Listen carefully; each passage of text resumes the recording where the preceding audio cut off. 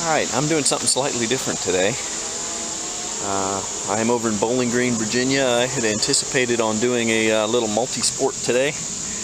I'm going to try to paddle the Mattaponi River, and I was going to go from one bridge downstream to the next and leave a bike there to come back, but when I got there, I got a flat tire, so no biking today. We're just going to put in the river. I'm going to do it on an upstream section. I'm checking out an area to see, how many trees are down, how shallow it is. Sort of recon for the family. But I'm at Route 605 in Bowling Green. They got this nice parking area, nice put in. And seems to be plenty of water, so we'll see how this goes. So here's the put in area at 605. Very nice. But looking upstream, trees galore.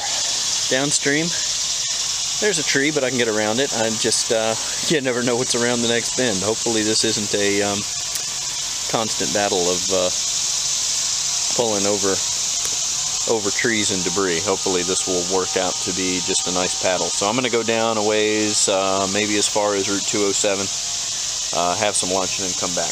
We'll see how it works. This very quickly became a very pretty river. This is a beautiful stream.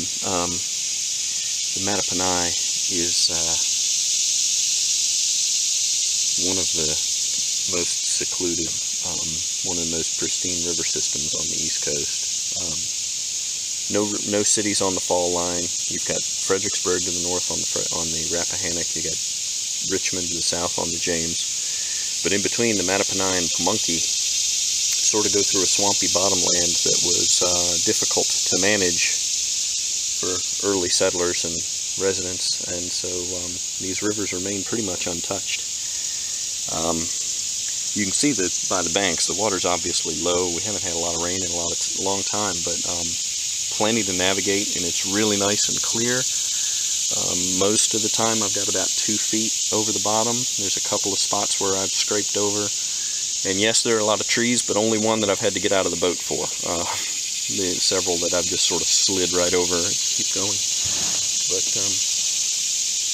this is it. We've got this nice tunnel effect with the tree canopy. There's a surprising amount of current and drifting along pretty nicely. So it's a beautiful morning.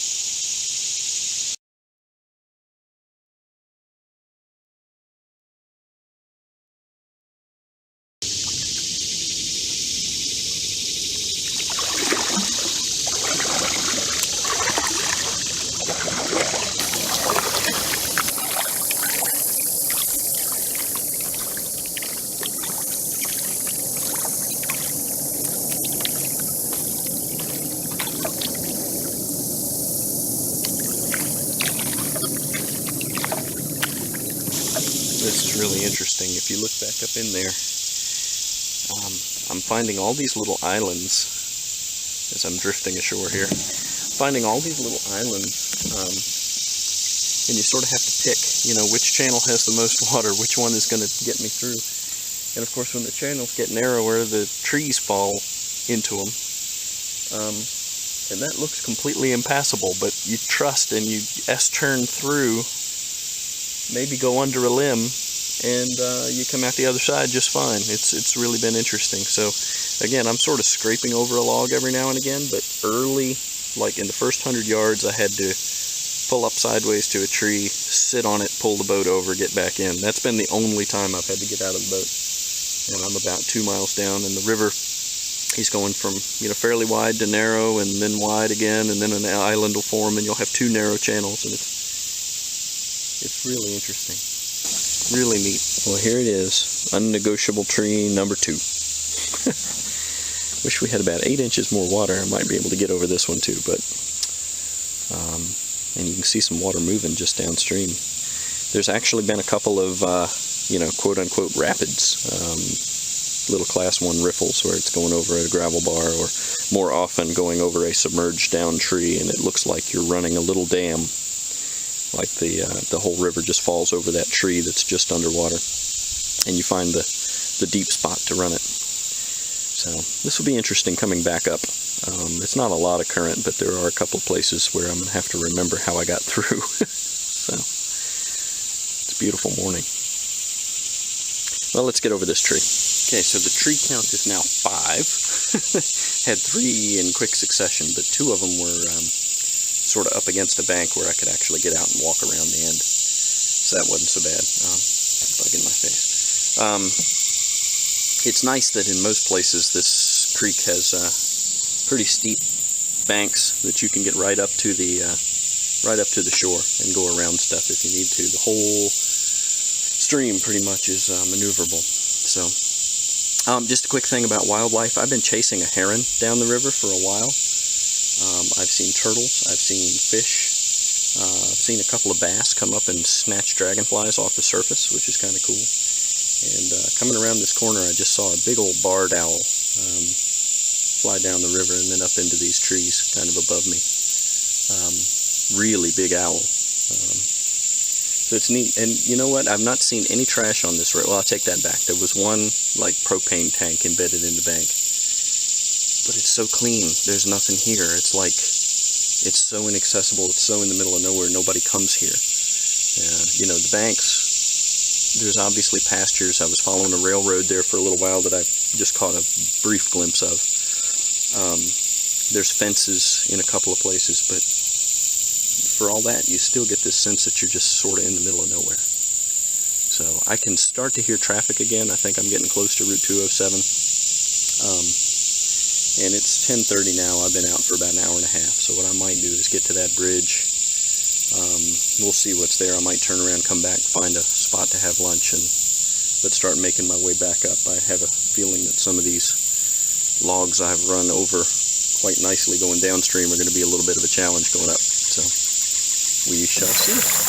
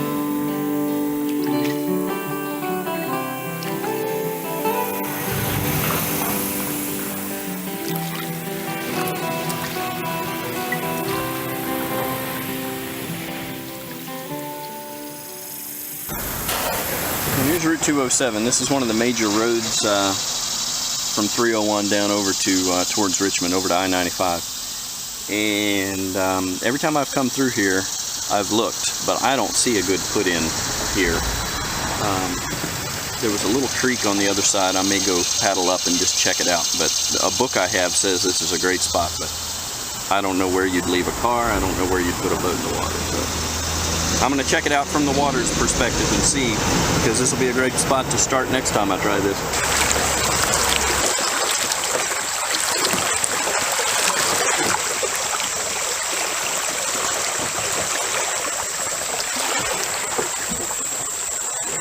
I've been paddling back upstream like a salmon here for a little while, about a half hour, and no surprise, it's harder than going downstream. But not because of current, although in some places like this, that's proving to be a little challenging. The bigger problem is it's really hard to read the river coming back up the other way and tell where the deep water is and where the shallow water is. So I'll nose into a sandbar accidentally a couple of times, you know, where it looks like there's good water coming over, but it's not till you get into it and where you realize, well, that's the shallow spot, the deep is over there. And directional stability, when you start to pop into one of these, gets really hard because the current likes to push the bow around. So, good news is I have already crossed 3 of the 5 trees coming back up. This is actually the rapid that was just downstream of the second tree that I showed you before, where you could hear the water. And basically what this is, you can see the tree sticking out over there, and right here. The whole thing is just a submerged tree and the river just falls over it, but there's a good amount of water going over it. It would be nice if the river was about 8 inches higher. I'd be much less scrapey. I will say though, going back upstream over the submerged logs is turning out to be a lot easier than I thought it would be. So I've only got one more log to clear, and that's somehow comforting to know exactly where they are and how many, as opposed to the uncertainty of what's around the next bend. I'm probably halfway back up now, and my shoulders they're going to be really sore. This is much preferred to a rowing machine, though. This is great. So I'm going to have some lunch. More quick wildlife. Crowd of crows mobbing a red-tailed hawk. I had 3 white-tailed deer on the bank a little while ago that took off when I got close. And every little beach I've noticed has raccoon and possum, maybe skunk mixed in footprints. There's just little paw prints everywhere. So it's this is a surprising little corridor. You can get out and away and really remote very, very quickly on this river. Alright, so for lunch today we have something that's very simple called Fire Tower Tuna. That, I think I got it out of a backpacker magazine at one point, but I also had it on the AT trip I took with my brother last fall. I ate this on top of Stony Man, which was very nice. Anyway, like I say, very simple. You take a pack of tuna, or some portion thereof, pepperoni, and slice up some pepper jack. And we're putting that all on a bagel.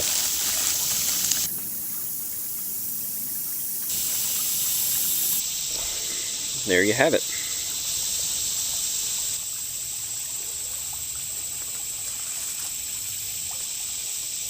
Really good. And everything's better when you're tired and you're hungry and you've been working.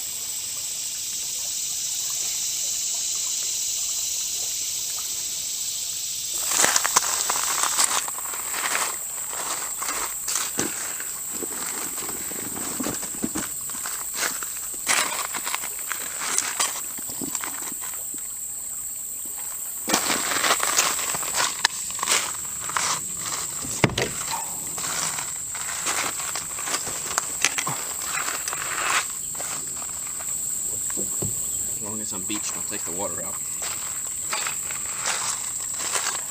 Most of this is just splashing. Let's accumulate.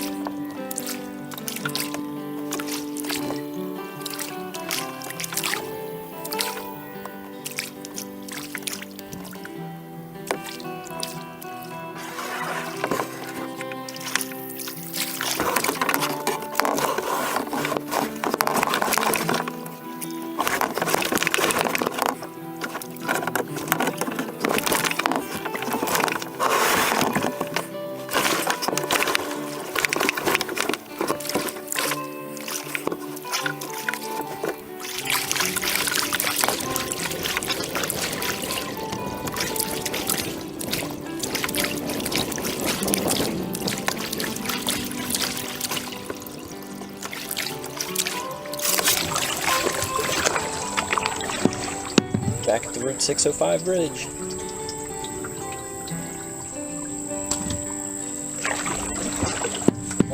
riffle to fight up here right at the take in, put in, take out, whatever.